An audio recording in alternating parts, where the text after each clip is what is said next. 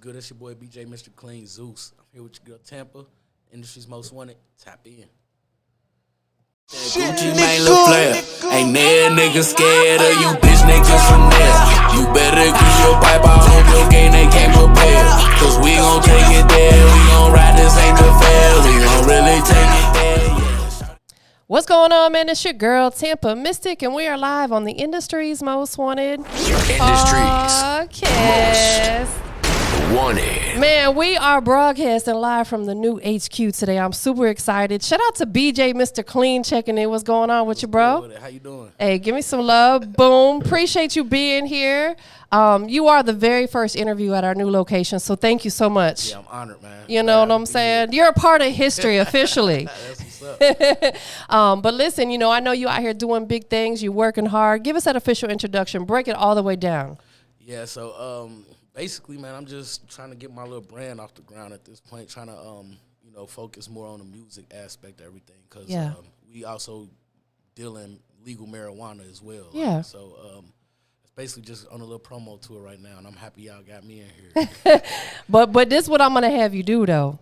You said I'm going to get my little brand. No, your big brand. We're going to switch that up. He's getting his big brand up off the ground. You know what I'm saying? Right, absolutely. Period. Absolutely. So we're going to talk about all that because I know you have a lot going on. But before we do that, I really want people to understand how you got to where you're at. So where'd you grow up? I grew up in Cincinnati. Okay. Cincinnati, Ohio. So hopefully these Bengals put in work this weekend. So my family's from Cleveland and Columbus. I spent many summers up in the Cleveland area growing up. What was it like for you coming up in Ohio? I mean, it was cool. I was mostly like just about money. I wasn't really on the banging shit until I got like older. And stuff. Yeah. But it's more so about the money. You know what I mean? Like growing up, everybody was getting to it, got in a little bit of trouble. So I decided to leave, and when I left, it took me to Cali, and I basically spent majority of my adult years in Cali. Like I left Cincinnati when I was 18. Okay. So, what came first, the music or the cannabis? To be honest, in high school, I love to smoke, man. Yeah. Like even when it wasn't big, like you know what I mean, when I was smoking in high school, motherfuckers didn't look at it the same way they look at it now. Right. Like, so for me, like it was huge for me to go and then get in the military and figure out that I got the means to make it happen for myself. So, I mean, honestly, the marijuana came. The music, it was something I was good at. I used to always play around with it. But, recently, about 5-6 years ago, that's when I really started trying to pursue the music heavy. So. Got you. In the name, BJ MrClean. Yeah. Break that down for us. So,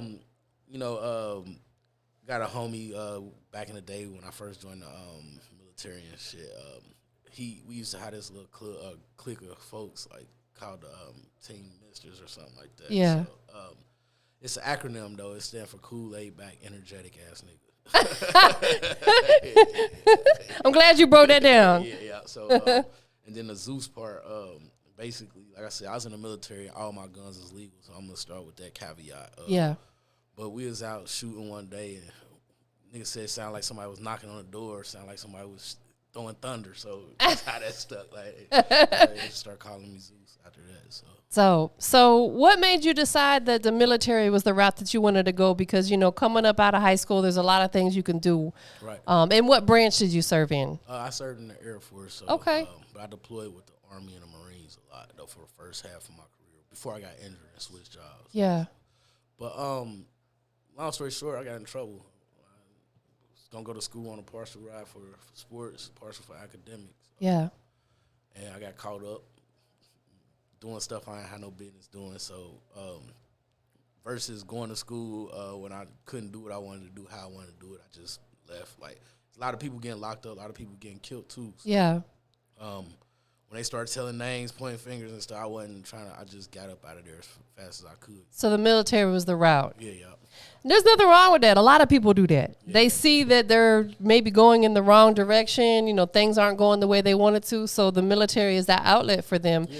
But it also sets you up too. You know, you end up with the benefits Absolutely. and, you know, Absolutely. all that, you know, stuff that you may not have had if you didn't, you know. So, but thank you for your service though. Appreciate it. How long were you in? I don't want to date myself.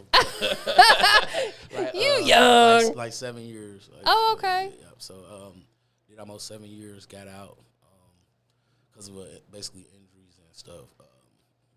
Now here we go. Let's talk about that just ever so slightly, because I want to say that every person, including my son and Dave, that was in the military, now has back pains and they got knee pains and they got this and, you know, like. Yeah. Are you experiencing all that? Yeah, I'm 100% disabled. So, Yeah.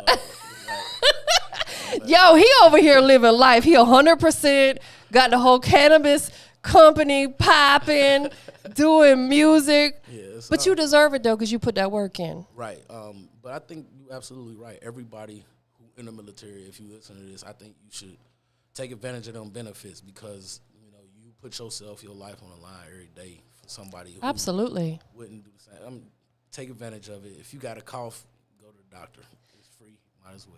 You have to document everything. I know, like when my son was in there, you know, when we would talk, he would talk about how you gotta literally document everything.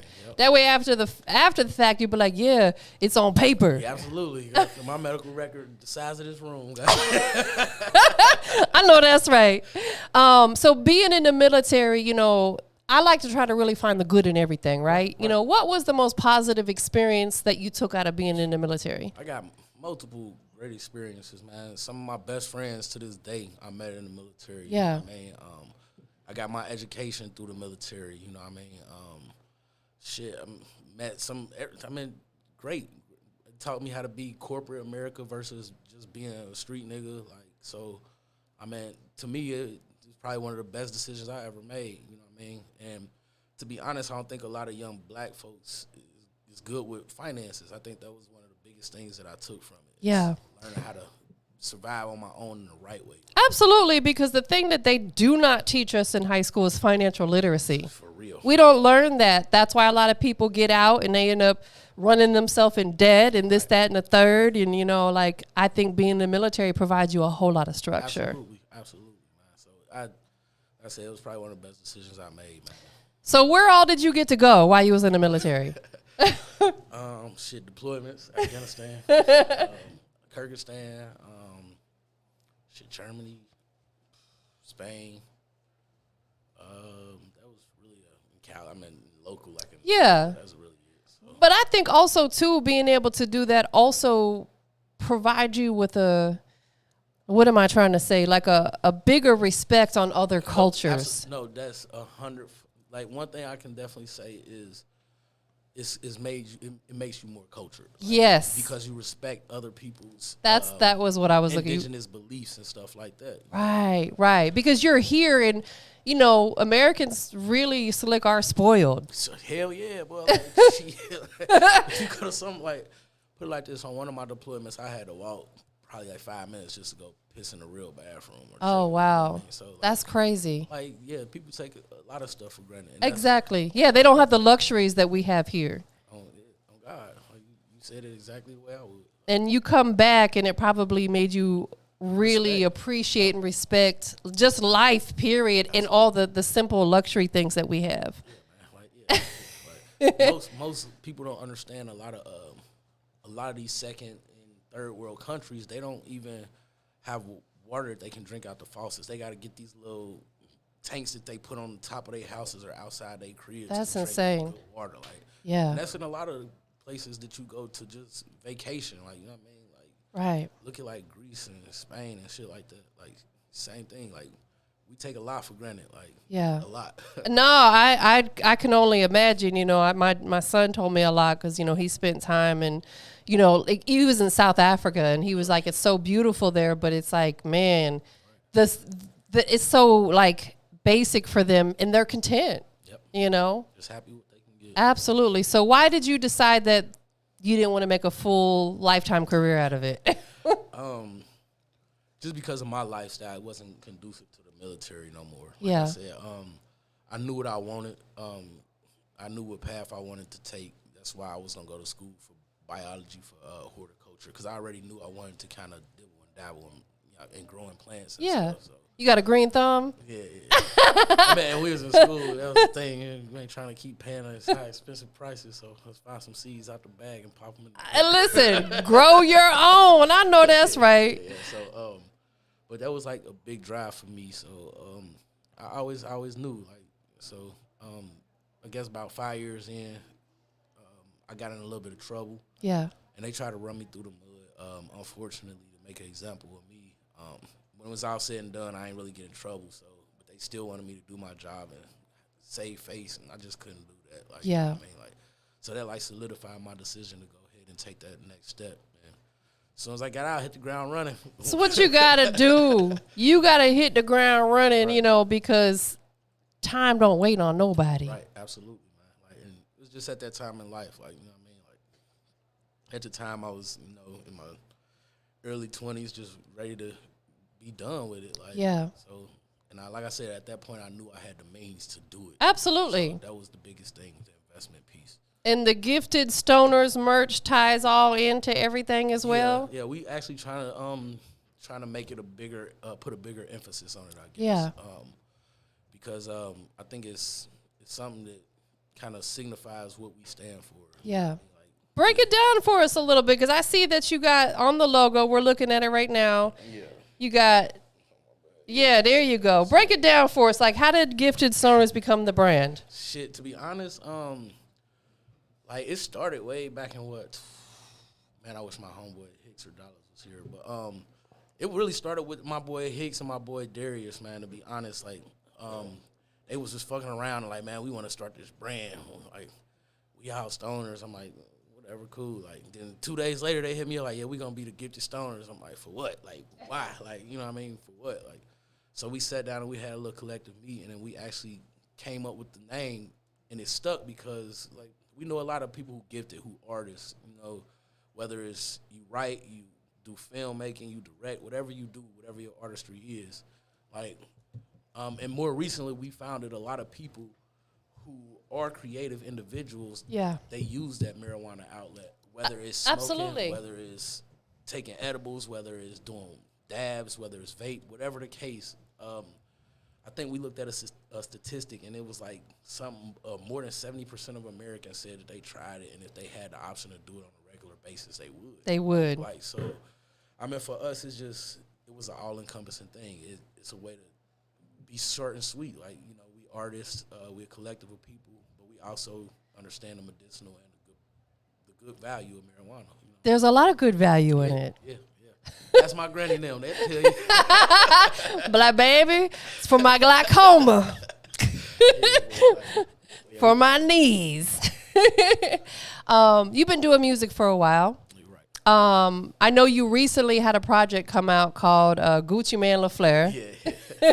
Safe to say that you're a huge Gucci fan. Yeah, you know what I'm saying? One of my favorite artists of all time, for sure. So let's talk about that. You know, going back to when you first started doing music, leading up to this most recent project, take us back when you first started doing music. If we were to tune in and listen to what you did back then and fast forward to now, what are we going to hear different? A lot, man. Because you got to understand, like, when I make my music, it's super indicative. I'm not going to say it's 100% of the stuff that I do. Yeah. But I don't think any artist raps 100% of. I don't either, but the way that they doing motherfuckers, they making it seem like we is. Like, so, let me just say that disclaimer. I'm not 100% of the stuff that I do is not 100%. You know what I mean? Anyway, what Dirk say is all cap, but I like your honesty. There you go. But I try to make music that's indicative to the lifestyle that I'm in that particular moment. Sure. And for, I think the first project that I put out was like in 2018 or 19. I was in California, and I was in school still, but I was also kicking indoors, like doing like other shit that I shouldn't be doing. I got you, understood. But I was also getting into the marijuana part of it. Like, yeah. And that's what was helping me, basically, besides my GI Bill, keep my money in my pocket. It was helping fund your situation. Right. And it's legal. Like, so in Cali and Colorado, I really ain't had nothing to look over my head for. Yeah. But it when I started getting involved with guns and other shit like that, it started becoming an issue. So. Absolutely. So I hear a lot of artists when I talk to them about, doing music, they say music saved my life. Would you say that reference suits you as well? I mean, in a sense, yes. Because I wanted to focus more on my music. Yeah. And I got tired of paying for lawyers and tired of paying for court fees and stuff. Yeah. That made me realize I could just move back to Colorado in the house that I got out there already, be midway in the middle of the country basically, and jump on a quick flight to get here or jump on a quick flight to get back. Right, yeah, you're centrally located for the most part. Right, and that's the biggest thing. I can own my guns and grow my weed and be 100% legal doing it. You're not having to look over your shoulder and keep your head so much on a swivel. Yeah, man, I was just fortunate I ain't catch no felony stuck when I was in Cali. So I moved to Colorado, got my concealed carry. We good, like. I'm living. I'm doing what I want to do. So if anybody out there is aspiring to get into the cannabis business like you are, right, what would be that first piece of advice that you would offer them? Networking. Yeah. You got to be willing to travel. Like, you got to be willing to travel because there's so many different areas in our country now, and even outside of the country, the Netherlands, Canada. Yeah. You got to be willing to go to places where it's already an established industry. Yeah. And you have to be willing to take chances, and that's the big part. Because you got to think, if you have a crop that you're growing in, you get some kind of mite or some kind of fungus or something. Yeah, you losing money, time, everything. Absolutely. And you can't just bring another crop overnight. It's gonna take about 6 months. 6 months. So it's a lot of risk and reward, but you have to be willing to take that first step. And the biggest part is, like I said, investment. You got to have the means to get behind yourself. I'm sure it's an expensive business. Absolutely.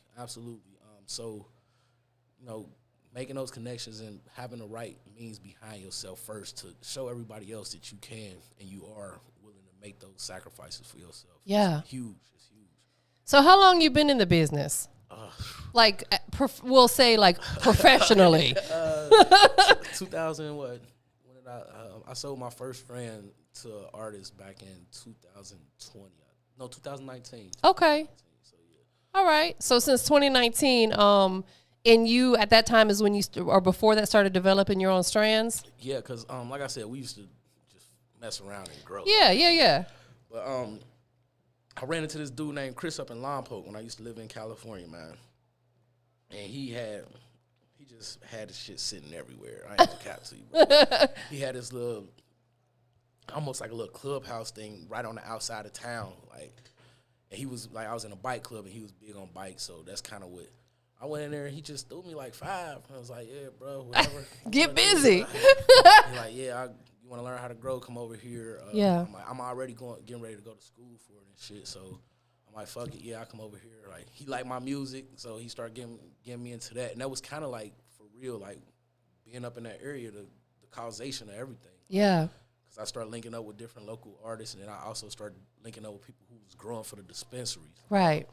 And it just so happened when I was in school, this dude who he like the 3rd generation of like a big strain. I can't remember if it was Skittles or whatever. It was something. But they up in the north in Humboldt County, up in Eureka, and he had like 70 acres. And they was having issues, and they asked me to come up there, take a look at some shit. It basically worked out. He was like, I'll pay you this X amount to come up here once a month to just do the ecology part. So are you a botanist? With an emphasis on horticulture, yeah. Yeah, okay. So that's what I like to do.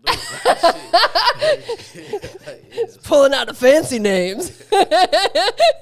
So what is the name of some of your strands? My favorite one is to get your stoner. I like that. But it's a cross between 4 different, I guess, different phenotypes. So it'll be, I think it's the cherry pies, cookies. What's that one to start with an R? The runts. Oh, the runts. Yep. Yeah, it's blueberry runts though. Okay. And then it's this shit called jet fuel, and that's what give it the taste, the jet fuel. So. That sounds like it'll take you to the moon. Jet fuel. Yeah, man. I wish I need some jet fuel, y'all. Don't play with me. My sisters and them be back in a minute. Like, I now only partake when I'm home and getting ready to like relax for the night. Like that's the best way though, man. But I got a lot of like I don't know, like PTSD issues. Yeah. So I mean, versus taking all the medication at the. It helps with anxiety. Yeah, for sure. So I mean, I feel you. Most of the time, that's how I do it. Yeah. But I mean, when I'm out and about moving, everybody else doing it like. No, when you being social, you want to be social. Yeah, like and then when I come to town, everybody, oh, you got anything? Yeah. That somebody here grew for you or something like I don't know. Like they just want to know if it's a way that they can experience. Of course. So, Absolutely. So yeah. At the end of the day, because it's hard, like you said, out here with it being a kind of illegal. So yeah, you gotta think about how you moving. You gotta move real strategically. You gotta be mindful. It's different out here. Yeah, they try to get that band $5 like like 4 or 5 years for a joint or something. That's like insane. That. It's crazy. That is insane. Like I just without getting too much on a tangent about it, I just never really understood like how is liquor, in my opinion, which gets you in a worse state of mind, legal. But something that's grown from the earth that puts you in a great state of mind, helps with anxiety. It's proven that it helps with so many things. Are you kind of like an activist for getting it legalized Absolutely. in areas? Yes and no. Yeah. And what I mean by that is, right now, if you look at Canada's situation, they have a surplus. Yeah. So that's driving the cost in the whole industry down. Right. So somebody like me, who I feel like when that time do come, who already kind of be established in this market, I look at it as you kind of taking away from the people who already grandfathered in if they don't have contracts with these Understood. companies like Cannabis and all of that. So, I mean, in a sense, it'll be great from a legality standpoint, but from a business standpoint, right. Like, now everybody can just go out and, totally understand. Understand. It's like with anything else. Whatever you get into, right. When everybody else decides to do it, like you said, it drives the market down. Now it's not as valuable anymore because everybody's doing it. Yeah, I think they selling grams for like $3 in Canada right now. Wow. Yeah, that's wild, bro. Wow. Yeah, so. That's crazy. So how does, being in that business and doing music and having a work-life balance, how does that all come together? Well, I'm fortunate enough to where, because of my previous experience, that my job life, I can kind of dictate my own doings and comings and make my own schedules. Like, so, yeah. As far as the music and marijuana, they go hand in hand. That's honestly, to be 100% with you, that's why I've been fortunate enough to come across a lot of these bigger artists in the last 2 years, because they'd be out at a party with a little artist and they'd be smoking some shit and they'd be like, damn, what's this, nigga? Like, well, yeah, it's my strand. Like, how the hell you get your own strand? Like, well, I went through this XYZ. Right. And then I just randomly get a DM from a motherfucker like, yo, bro, I heard you cultivate strands. How much should it charge? I let them know the process and how the payments work. And yeah. So that's something you do, is you help if somebody's looking to start their own strand? Okay. Yeah, absolutely. It take roughly a year to do, though, because you gotta get the good traits, the bad traits. You gotta do if you want the seeds, you want cuts. I can send you all of that along the way, but I strive for top notch. So, yeah, you want greatness. Yeah, so we say we usually try and do 3 to 4 generations or 3 to 4 grows of that specific, so we can weed out the bad traits and get the stuff the ideal traits. Yeah. So, yeah. I love it, man. You definitely got a big business mind, and it's one of those businesses that's never going to go anywhere. Right. It's never going to go anywhere. No matter how much people try to fight it, it's only going to get bigger.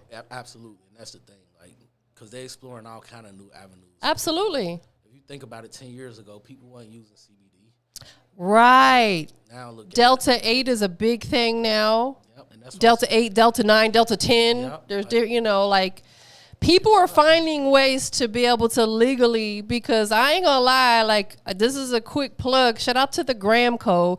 They're down in Florida and they do Delta 8 products. Right. Let me tell you, them gummies ain't no joke. Right. Them Delta 8 gummies are they get you right to the moon. Right. it's all because there's different types of THC, different types of CBD, different ways you can grow your cannabis to get more potent, less potent. Yes. You can even grow cannabis to essentially just be a hemp. Exactly. So, there's so much that you can do with it, so many different things. Like, I don't want to get into the finite and all of that. Yeah. Like you said, though, it's so many different avenues. At this point, if alcohol continues to be legal, if you can go to the doctor and get a bottle of Percocets or, Xanax bars, like, why shouldn't you be able to smoke a joint? I totally agree. Because honestly, these perks and stuff are killing. They're killing people. Like, I ain't never heard about nobody overdosing on smoking weed. Right. And if you do, you wake up hungry and feeling good about yourself. Yeah, you know what I'm saying? Like, so yeah, it is crazy. It's a crazy, but I'm glad that you're tapped into the business and you understand the business. Right. You know what I'm saying? I could tell that like it's a passion for you. Going back to this project, Gucci Mane LaFleur. Yeah. Let's talk about it. This is your baby. This is your most recent project. Came out in October? October or November. I can't remember, man. Towards the end of last year. Okay, so it's still brand new. I'm quite sure you get people asking, what made you decide to go with that title? Talk to us about it. To be honest, I had a song, a beat from a couple of artists from 808 Mafia. Okay. And I had been sitting on it for a minute, man. Like, then one day, me and a couple of folks was in the studio, and I made a song. It's called the single of the album, actually, which is called Gucci Mane LaFleur. I was just in there messing around and came up with a hook. And when I came up with that hook, they're like, "Nigga, you really love you some Gucci, don't you?" It's Gucci. Yeah, like so. When that happened, around the same time, I had started messing with this producer from who signed to 808 Mafia named YK. Okay. And I got plugged in with him from my personal producer, my boy Levels in Cincinnati. But anyway, around that same time, I started messing with him, and he heard the little track I did, and he was like, "Yo, bro, I fuck with it heavy. If you want some beats, I can link with my folks. Come with a couple beats, send you a pack, and you pick out what you want." And he gave me an extraordinary price, so I was like, "Yeah, man, let's lock in." So when that happened, I was already like out here in the city, because this was probably, I want to say, it was last year sometime. Like, it was still cold because I was out here from one of my little cousin's events, and basically she was like, "Yeah, Lala and them plugged in with the Coalition DJs." Right. So shout out DJ Big X. Yeah, like they appreciate everything they did for sure. So basically, I tapped in with Lala and my cousin, and they got me out here, and it was like, "Yo, whatever you got, you need to put it together and come up with a solid plan of how you want to run with this, because we got some decent people who, we can tie you in with as long as you got your head and you moving in the right direction." Like, and like, once again, a lot of that was because working back in 2019 when I first started like trying to actually put music together. I came in and did the progress report, and they was like, "Yo, you got good music, you just got to find an avenue." Like once again, I had the means, came out here and did that, and I was fortunate enough to get in touch with DJ Scream. Yeah.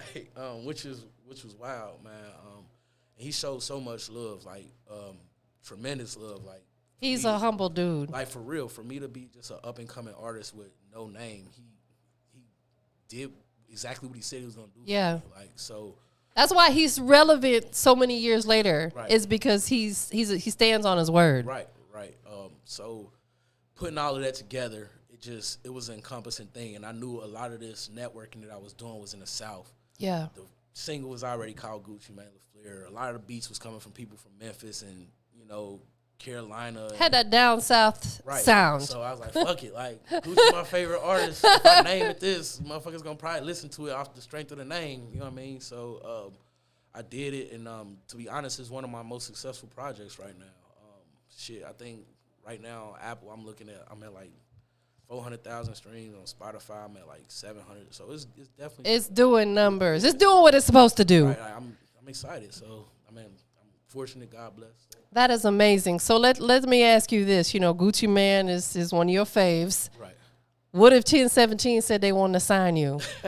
I would do it. Like, at this point, it ain't about the money to me. It's more so about the clout and the network. And what I mean by clout is having a machine behind you. Right. If I get on a label, number one, it's gonna increase my influence tenfold. Absolutely. And then because in my opinion, I make decent music. So if I get on that pedestal, on that level of notoriety, I guess, the money will come, man. And I already got a little bit behind myself, so yeah, I love that'd be dope. Like, I know that's right. It's like one of them. Any situation you get into, as long as you're an asset to the situation and they're an asset to you and not a liability, go for it. Yeah, but hey, for real, what I really would like, which is crazy. Like, I would love to be signed to Moneybagg Yo. If I had a choice to be signed to any label out there, it would probably be Bread Gang or Maybach Music. Like, so break that down for us. Why would Moneybagg Yo or Rick Ross, Maybach Music? Why? They business mindsets. Yeah. Business mindset behind them. That's at the end of the day, this music is a business. Yeah. And the way that this man Rick Ross went from Ross to Freeway Ricky speeding from correctional officer to that to being one of the icons of the rap game to being business mogul on the outside. Like, same with Moneybagg Yo. Just think about it. His progression in the game, man.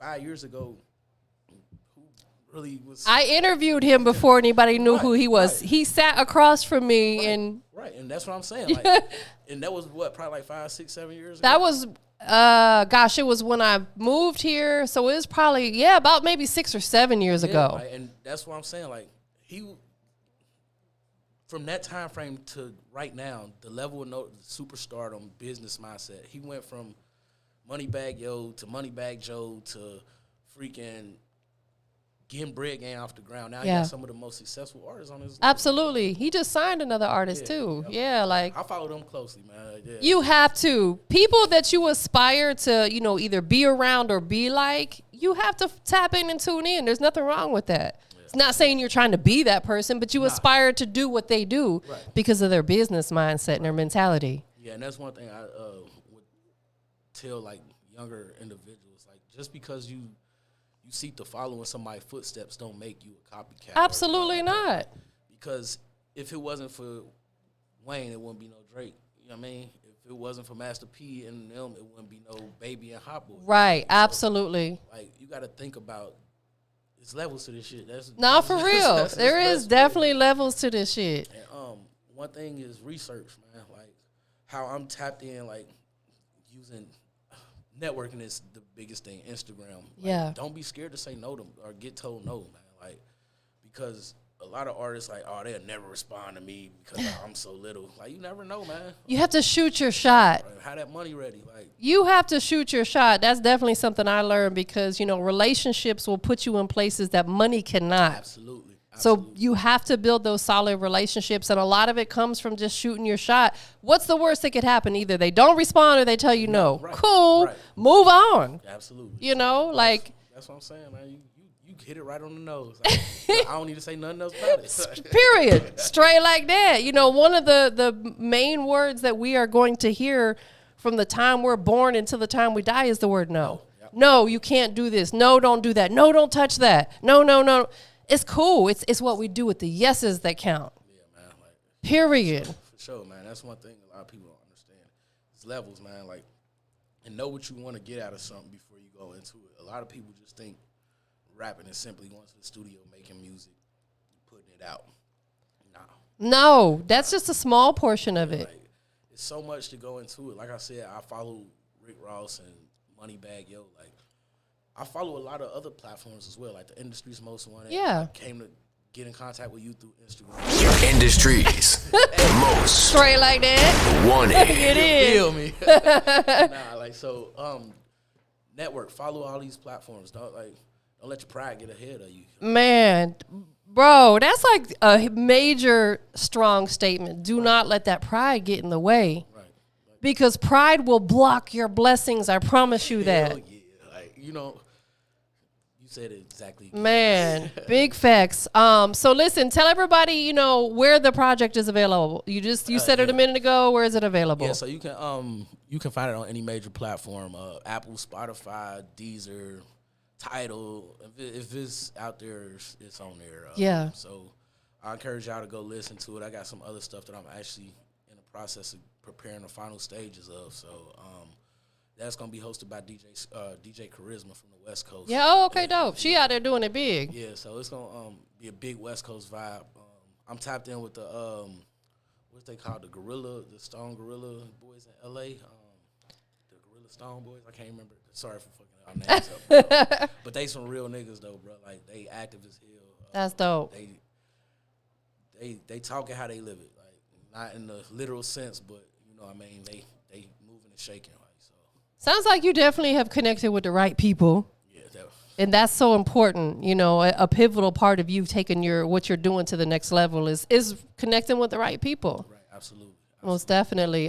So before we get up out of here, you know, there's 3 things that we got to always do. You know what I'm saying? 1, tell everybody where they can follow you, keep up with you on all your social platforms. Yeah, so you can look me up, just BJ MrClean. That's everything. If you type it in on Google, it'll pop up and you can find me. Yeah, because you have a unique name, too. Yeah. That's important. Yeah. I don't know anybody else with that name. I know that you know, throughout the conversation, you know, you put some names out there of people that you work with and stuff. Anybody that in particular you want to show some love to, shout out to?